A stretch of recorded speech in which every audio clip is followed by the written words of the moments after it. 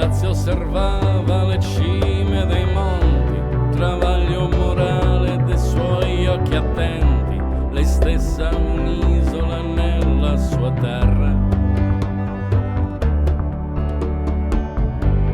Intraducibili ataviche frasi che descrivevano l'eco dei monti, l'urlo del mare e il pianto del tempo. A Siligo Atena ha mostrato il suo volto, sguardo straniero lontano dal seno, chissà se Gavino si ritroverà. L'acqua di mare cede al maestrale, i giganti di Fonni combattono in coro, con voci di capra di un tempo che fu.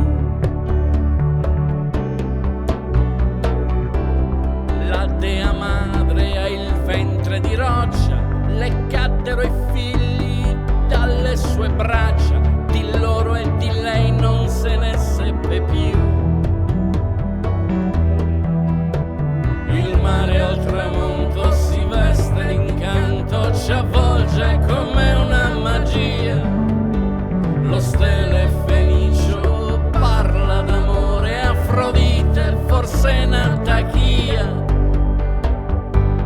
Mito di Atlantide, vene d'argento, preghiere e ovazioni ad un martire santo, dall'Asia minore al supplizio di un voto. Ansicora veglia sul Campidano, l'Imbaragoceno e i monti di Ala, Cartagine marcia sui venti di Roma. Ancora si sente la voce vibrante di quel genovese dal cuore sapiente, cantore di ombre, di sole e di stelle. Un ballo a tre passi per chi sa sognare, per quello che ancora c'è da